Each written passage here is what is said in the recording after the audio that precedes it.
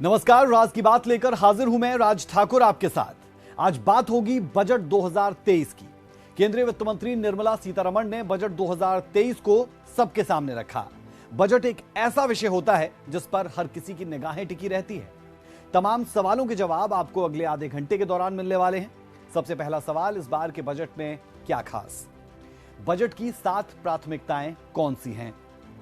किस योजना के लिए कितना बजट आवंटित किया गया है? टैक्स स्लैब में क्या बदलाव किया गया? नए और पुराने टैक्स स्लैब में कितना बदलाव हुआ? बजट में किसानों के लिए क्या बड़े ऐलान हुए? बजट में महिलाओं और बुजुर्गों के लिए क्या सौगातें हैं? बजट 2023 में एमएसएमई के लिए क्या खुशखबरी?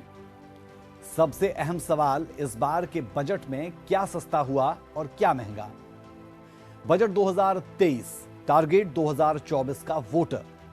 तो इन तमाम सवालों के जवाब आपको अगले आधे घंटे के दौरान मिलने वाले हैं। आप बने रहिए हमारे साथ, देखते रहिए राज की बात। I propose to increase the rebate limit to 7 lakhs in the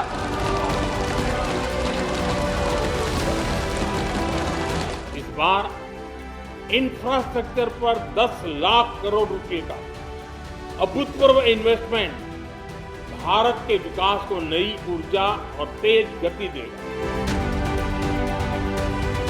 समाज के हर व्यवसाय करने वाले व्यक्तियों के लिए एक प्रकार का ये राहत देने वाला बजट है।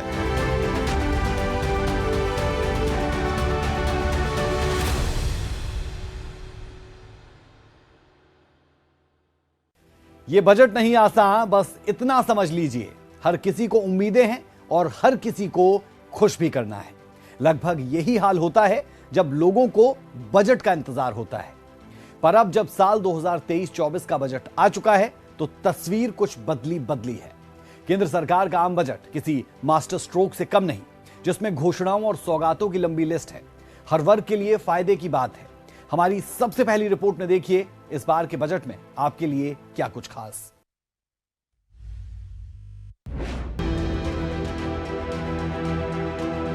वित्त मंत्री निर्मला सीतारमण ने फाइनेंशियल ईयर 2023-24 के लिए बजट पेश कर दिया है। वित्त मंत्री ने मोदी सरकार के दूसरे कार्यकाल का अंतिम पूर्ण बजट पेश करते हुए इस साल के लिए फाइनेंशियल ब्लूप्रिंट दिया, तो आने वाले सालों के लिए भी सरकार की प्राथमिकता बताई। बजट पढ़ने की शुरुआत करते हुए निर्मला सीतारमण ने बजट के 7 मूल मंत्र बताए। पहली प्राथमिकता समावेशी विकास, बुनियादी ढांचा और निवेश पर फोकस, पिछड़ा वर्ग, महिलाओं और दिव्यांगों का विकास, ग्रीन ग्रोथ सरकार की प्राथमिकता, क्षमता को उजागर कर रोजगार पैदा करना, युवा शक्ति को देश के विकास के साथ जोड़ना, वित्तीय क्षेत्र को ज्यादा से ज्यादा प्रोत्साहन। इन प्राथमिकताओं के साथ वित्त मंत्री ने इस बजट को अमृतकाल का पहला बजट बताया और अमृतकाल के इस बजट की खासियत बताई। कृषि से जुड़े स्टार्टअप को प्राथमिकता, रेलवे के लिए अब तक का सबसे बड़ा आवंटन, 10,000 bio input resource centre, PM Awas Yojana के लिए खर्च 66% बढ़ा, आसान की गई केवाईसी की प्रक्रिया।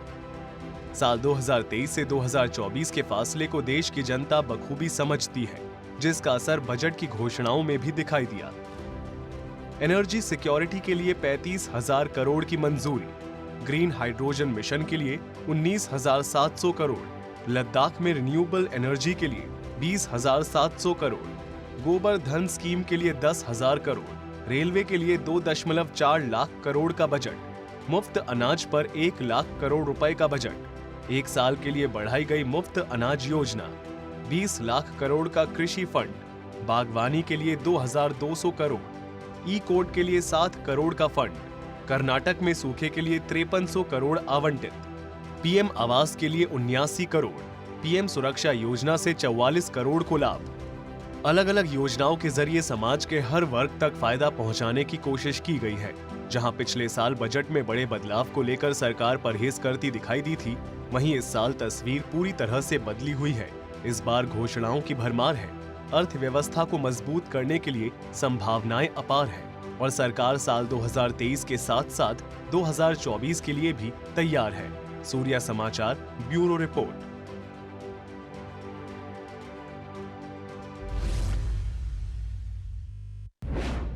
बजट 2023 में टैक्स पेयर्स के लिए बड़ी राहत का ऐलान किया गया है। अब नई इनकम टैक्स रिजीम के तहत 7 लाख रुपए तक के आय पर कोई टैक्स नहीं देना होगा, जो अब तक 5 लाख रुपए थी। राज की बात यह कि 2020-2021 और 2021-2022 की अगर बात करेंगे तो इस असेसमेंट ईयर में 5% से भी कम टैक्स पेयर्स ने इनकम टैक्स की नई व्यवस्था के तहत इनकम टैक्स रिटर्न दाखिल किया था। यही वजह है कि वित्त मंत्री ने नई इनकम टैक्स व्यवस्था को आकर्षक बनाने के लिए टैक्स स्लैब में बड़ा बदलाव किया। हमारी अगली रिपोर्ट में देखिए टैक्स स्लैब में किस तरह बदलाव किया गया।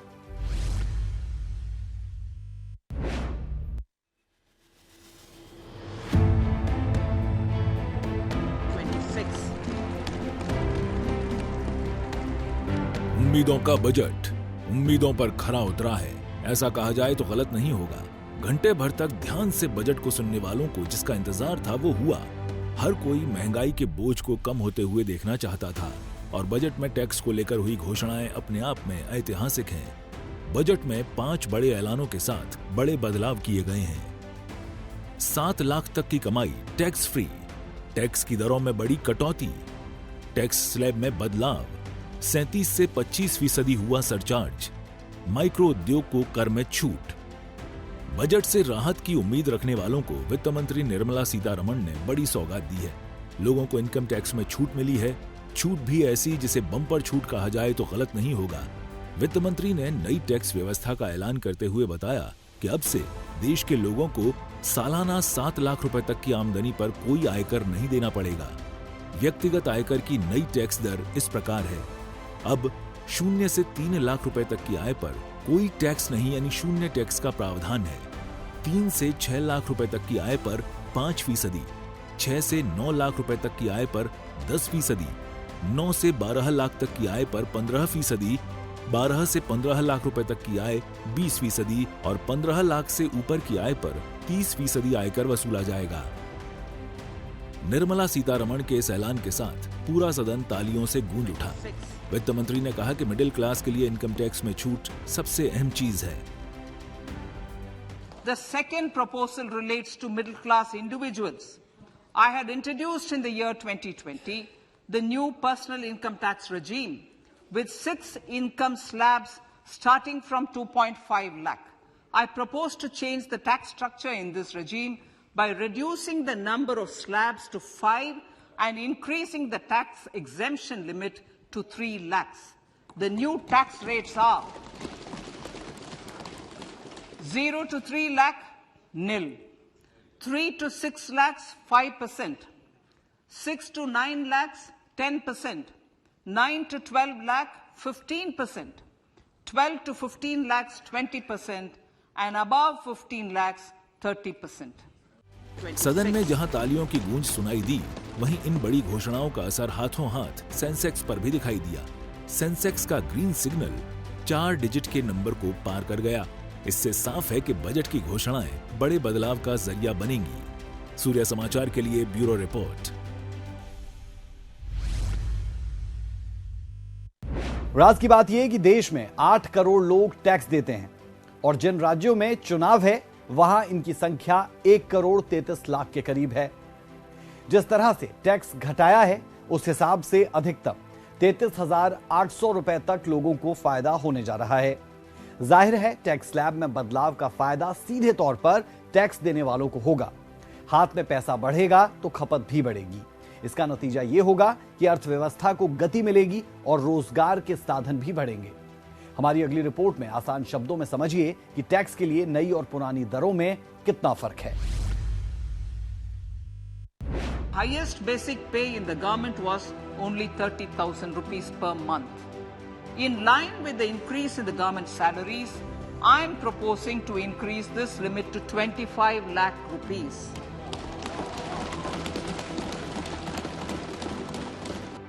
साल 2024 में लोकसभा चुनाव है, लेकिन अभी से मोदी सरकार ने मिडिल क्लास को साधने का दांव चल दिया है। बजट से सबसे ज्यादा आम आदमी की ओर से इनकम टैक्स में छूट की आस और मांग होती है। मोदी सरकार ने इस बार मिडिल क्लास को बजट में वर्षों बाद बड़ा तोहफा दिया है। दरअसल बजट में वित्त मंत्री निर्मला सीतारमण ने नया इनकम टैक्स स्लैब पेश किया है, जिसमें सबसे ज्यादा मध्य वर्गीय परिवारों का ध्यान रखा गया है। अब सालाना 7 लाख रुपए तक की आमदनी पर कोई आयकर नहीं देना पड़ेगा, लेकिन उन्होंने पुरानी टैक्स व्यवस्था को भी लागू रखा है। इधर अब नई टैक्स व्यवस्था ही बाई डिफॉल्ट इनकम टैक्स भरते वक्त आपके सामने आएगी। हालांकि आयकर दाता को ये छूट होगी कि वो पुराना टैक्स व्यवस्था भी चुन सकते हैं। 2.5 लाख आय तक नई और पुरानी दरें दोनों शून्य है।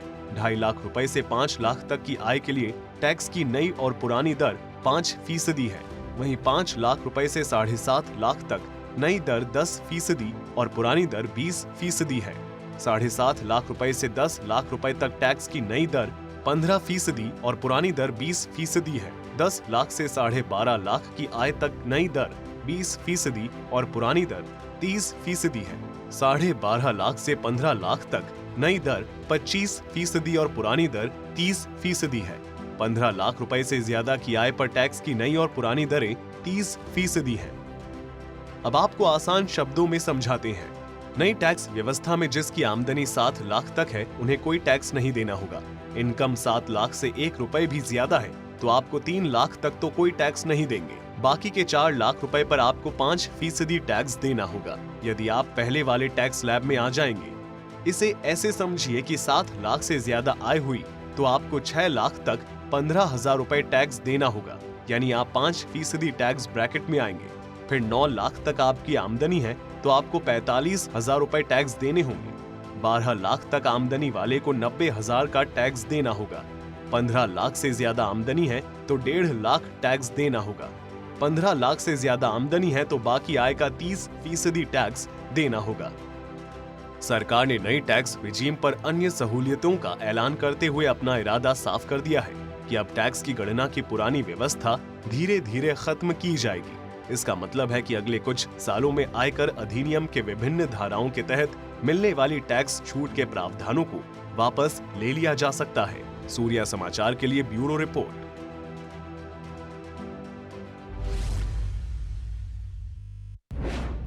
तो हमने आपको आसान शब्दों में टैक्स स्लैब में हुए बदलावों को समझाया।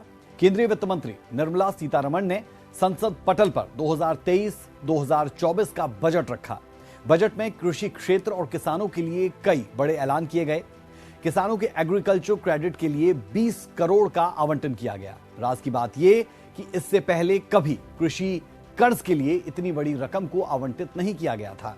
पिछले बजट में सरकार ने कृषि कर्ज के लिए 18.5 लाख करोड़ का आवंटन किया था। तो चलिए आपको आसान भाषा में समझाने की कोशिश करते हैं कि वित्त मंत्री के पिटारे से किसानों के लिए क्या कुछ निकला। यह रिपोर्ट आपकी नजर। 1 crore farmers to adopt natural farming. आशाओं और उम्मीदों का बजट पेश हुआ तो वित्त मंत्री निर्मला सीतारमण के पिटारे से किसे क्या मिला, ये जानने के लिए देश भर की निगाहें टीवी स्क्रीन पर टिकी रहीं। ऐसे में देश के किसानों के लिए बजट के पिटारे से क्या निकला, चलिए इसे सहज भाषा में आपको समझाते हैं। दरअसल केंद्रीय वित्त मंत्री निर्मला सीतारमण ने आज वित्त वर्ष 2023-24 का बजट पेश किया तो कृषि क्षेत्र के लिए भारत सरकार ने कई बड़े ऐलान किए। आपको बता दें कि सरकार ने इस साल किसानों को 20 लाख करोड़ तक ऋण बांटने का लक्ष्य रखा है। साथ ही मोटे अनाज को बढ़ावा देने के लिए श्री अन्न योजना की शुरुआत की है। अब जानते हैं कि कृषि क्षेत्र के लिए क्या क्या घोषणाएं हुई। बजट 2023-24 कृषि क्षेत्र के लिए बड़ी घोषणाएं। 20 लाख क्रेडिट कार्ड, किसानों की सुविधा के लिए बढ़ाया गया ऋण का दायरा। इस साल 20 लाख करोड़ तक किसानों को क्रेडिट कार्ड के जरिए ऋण बांटने का लक्ष्य। लाभ, लाखों किसानों को मिलेगा फायदा। किसान डिजिटल पब्लिक इंफ्रास्ट्रक्चर, किसानों की बेहतरी के लिए अब किसान डिजिटल पब्लिक इंफ्रास्ट्रक्चर प्लेटफॉर्म तैयार किया जाएगा। लाभ, किसानों के लिए उनकी जरूरत से जुड़ी उपलब्ध होगी सारी जानकारी। एग्री स्टार्टअप को बढ़ावा, कृषि के क्षेत्र में ज्यादा से ज्यादा स्टार्टअप शुरू करवाने पर फोकस। कृषि निधि के नाम से कृषि स्टार्टअप के लिए डिजिटल एक्सेलरेटर फंड बनेगा। लाभ, कृषि के क्षेत्र में स्टार्टअप शुरू करने वालों को सरकार की तरफ से मिलेगी मदद। मोटे अनाज को बढ़ावा, सरकार ने इस बार मोटे अनाज को बढ़ावा देने के लिए अलग से योजना की शुरुआत की है। इसे श्री अन्न योजना नाम दिया गया है। लाभ, इसके जरिए देश भर में मोटे अनाज के उत्पादन और उसकी खपत को बढ़ावा दिया जाएगा। बागवानी को प्रोत्साहन, बजट में बागवानी की उपज के लिए 2200 करोड़ की राशि आवंटित। लाभ, बागवानी को मिलेगा बढ़ावा, मछली पालन को भी मिलेगा बढ़ावा, मत्स्य संपदा की नई योजनाओं में 6000 करोड़ का निवेश, मछुआरों को बीमा कवर, वित्तीय सहायता और किसान क्रेडिट कार्ड की सुविधा भी इसके जरिए प्रदान की जाती है। लाभ: इससे ग्रामीण संसाधनों का उपयोग करके ग्रामीण विकास और ग्रामीण अर्थव्यवस्था को तेजी से मिलेगा बढ़ावा। प्राकृतिक खेती के लिए मदद: अगले 3 वर्षों में 1 करोड़ किसानों को प्राकृतिक खेती अपनाने के लिए मदद। देश में 10,000 जैव इनपुट संसाधन केंद्र किए जाएंगे स्थापित। लाभ: प्राकृतिक खेती को मिलेगा बढ़ावा।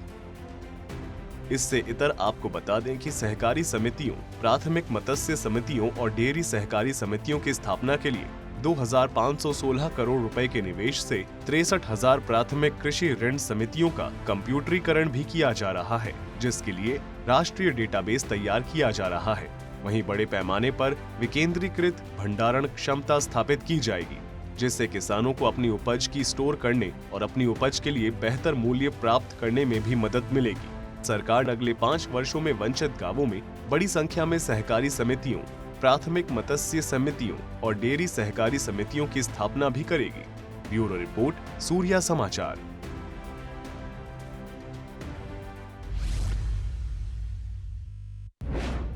बजट में हर वर्ग का ख्याल रखा गया है, फिर वो बिजनेस क्लास हो या फिर नौकरी पेशा वाले लोग, किसान हो या फिर रोजगार की तलाश कर रहे लोग, इन सभी के लिए बजट में कुछ ना कुछ खास है। तो बुजुर्ग हो या फिर महिलाएं, कैसा उनके लिए ये बजट? महिलाओं के लिए, बुजुर्गों के लिए खास सौगात क्या, वो भी इस रिपोर्ट में आप देखें।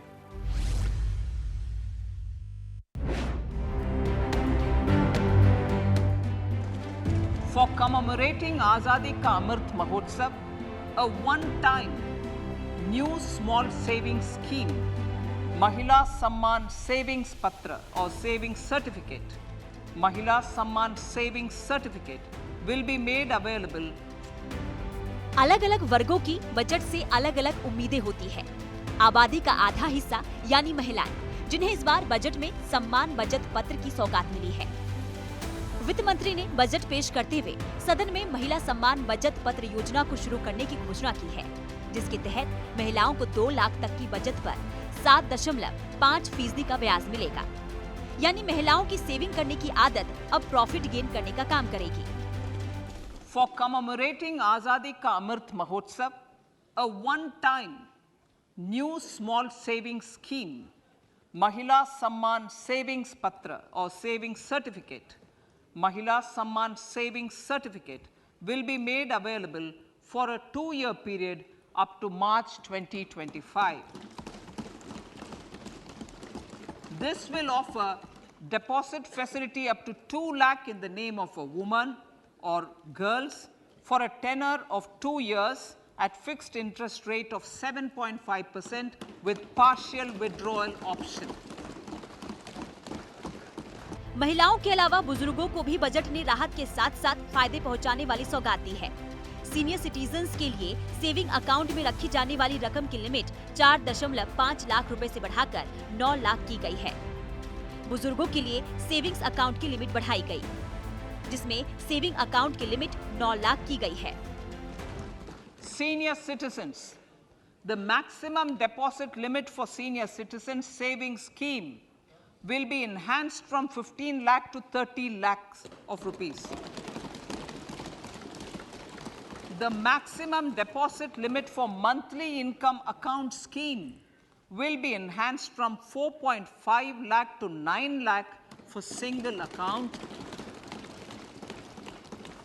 and from 9 lakh to 15 lakh for joint account. Budget में बुजुर्गों और महिलाओं को लगभग एक जैसी राहत मिली है। परिवार की जरूरत के लिए सेविंग पर भरोसा करने वाले बुजुर्गों और महिलाओं के लिए बजट से मिली राहत फायदेमंद होगी। सूर्य समाचार, ब्यूरो रिपोर्ट। तो देखा आपने किसानों को इस बार के बजट में क्या कुछ मिला। बजट 2023 में एमएसएमई के लिए भी खुशखबरी है। वित्त मंत्री निर्मला सीतारमण ने यह ऐलान किया कि महामारी से प्रभावित एमएसएमई को राहत दी जाएगी। जी हां, बता दें आपको कि निर्मला सीतारमण ने कहा कि फेल हो चुकी एमएसएमई के लिए रिफंड स्कीम लाई जाएगी। इस रिपोर्ट में देखिए एमएसएमई सेक्टर से जुड़ी बड़ी घोषणाएं क्या है। Linkage with MSMEs and professionals. MSMEs are growth engines of our economy. केंद्रीय वित्त मंत्री निर्मला सीतारमण ने देश के आम बजट को संसद में पेश किया। वित्त मंत्री ने कहा कि भारतीय अर्थव्यवस्था चमकता सितारा है। इसके साथ ही वित्त मंत्री निर्मला सीतारमण ने इंडस्ट्रियल क्षेत्रों में कई बदलावों के साथ बजट पेश किया है। वित्त मंत्री निर्मला सीतारमण ने घोषणा की है कि MSME क्षेत्र में कई बदलाव किए हैं। महामारी से प्रभावित MSME को राहत दी जाएगी। MSME के लिए विवादों के निपटने के लिए स्वैच्छिक समाधान योजना। MSME के लिए 2 लाख करोड़ की क्रेडिट गारंटी स्कीम। MSME क्षेत्र को टैक्स में राहत दी जाएगी। 5% से कम नकदी वाले MSME को छूट मिलेगी। MSME को 3.7 लाख की राहत दी जाएगी। MSMEs and professionals. MSMEs are growth engines of our economy. Micro enterprises with turnover up to 2 crore of rupees and certain professionals with turnover of up to 50 lakh rupees can avail the benefit of presumptive taxation. I propose to provide enhanced limits of 3 crore and 75 lakh respectively to the taxpayers whose cash receipts are no more than 5%. Whose cash receipts are no more than 5%.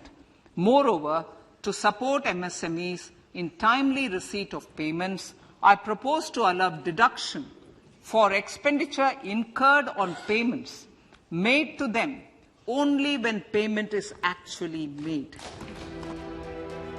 MSME यानी micro, small and medium enterprises है। देश में छोटे उद्योगों को बढ़ावा देने और उनकी आर्थिक रूप से मदद करने के लिए भारत सरकार ने सूक्ष्म, लघु एवं मध्यम उद्योग मंत्रालय बनाया है। भारत में लगभग 45% रोजगार छोटे उद्योगों के कारण मिलता है, इसलिए सरकार का इस सेक्टर पर खास फोकस रहता है। सूर्य समाचार के लिए bureau report.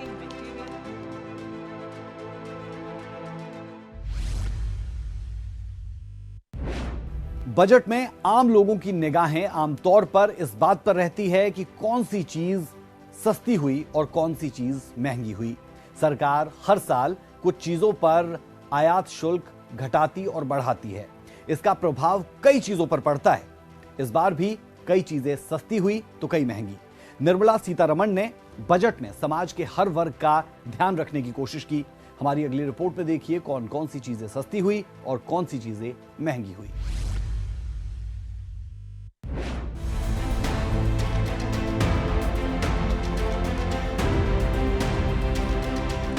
I present the budget for 2023-2024. केंद्रीय वित्त मंत्री निर्मला सीतारमण ने आम बजट पेश कर दिया है।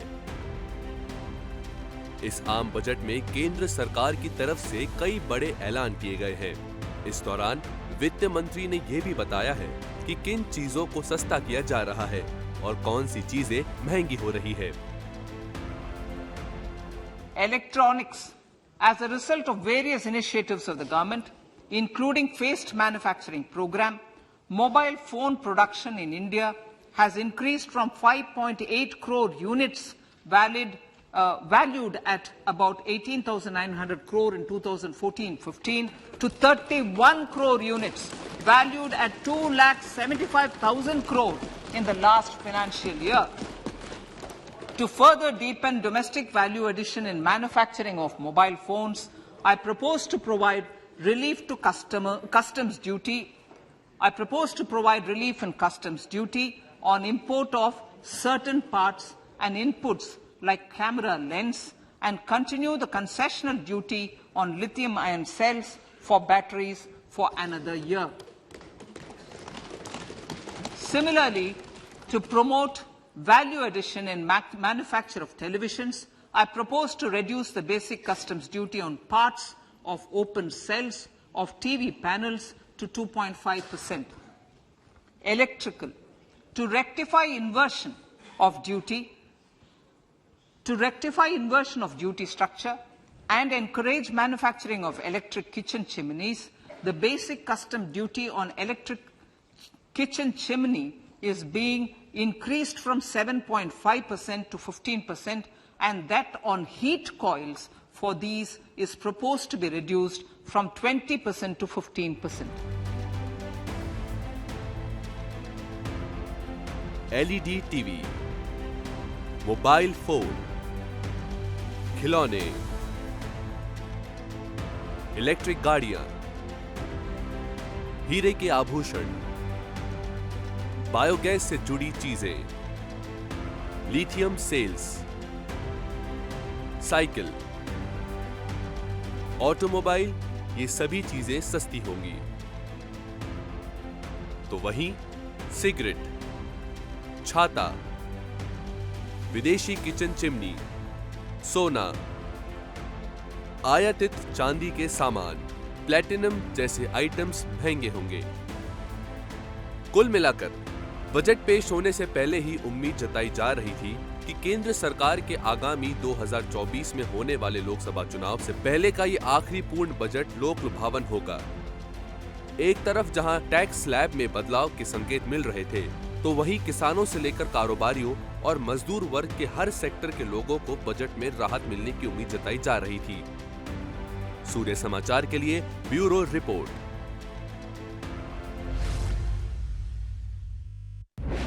तो साल 2023 का बजट आ चुका है। बजट कितना काम का है, इस बात का पूरी तरह से विश्लेषण करने में हो सकता है कि अभी कुछ वक्त और लग जाए, लेकिन कुछ ऐसी बातें हैं जो बताती है कि मोदी सरकार ने इस बजट से साल 2024 की तैयारी भी शुरू कर दी। राज की बात यह कि अगले साल देश में लोकसभा चुनाव होने हैं और इस साल कई राज्यों में विधानसभा चुनाव होंगे। टैक्स स्लैब में बदलाव निम्न और मध्यम आय के लोगों को भी आकर्षित कर सकती है।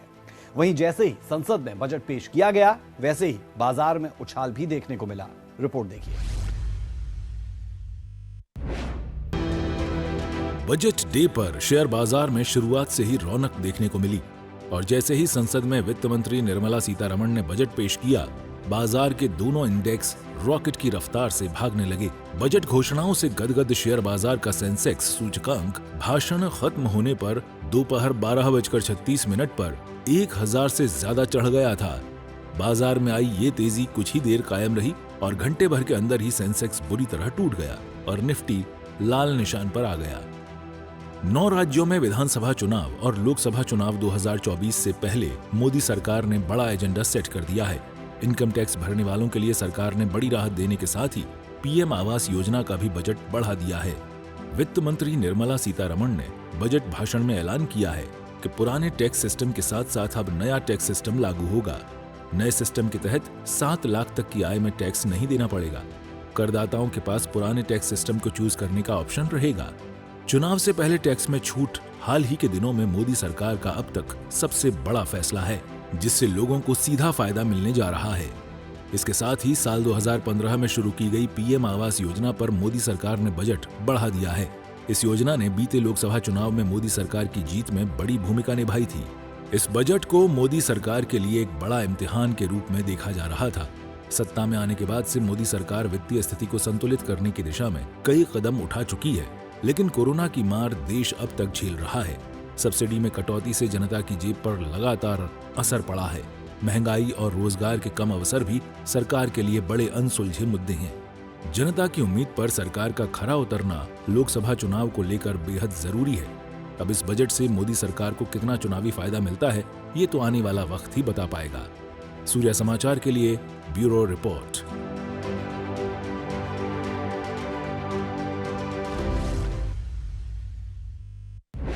अब इस बजट से मोदी सरकार को चुनावों में क्या फायदा पहुंचेगा, ये तो आने वाला वक्त ही बता पाएगा। लेकिन बजट जिस तरीके से आया, लोगों में जिस तरीके का माहौल दिखा, उससे ये साफ कि लोक लुभावन बजट जो होने की बातें की जा रही थी, वैसा कुछ कुछ यहां पर झलक देखने को मिली है। राज की बात में इतना ही। कल फिर मिलेंगे एक और खबर के साथ, जिसके हर पहलू की बारीकियों तक जाकर आपके सामने रखेंगे राज की बात। इजाजत दें, नमस्कार।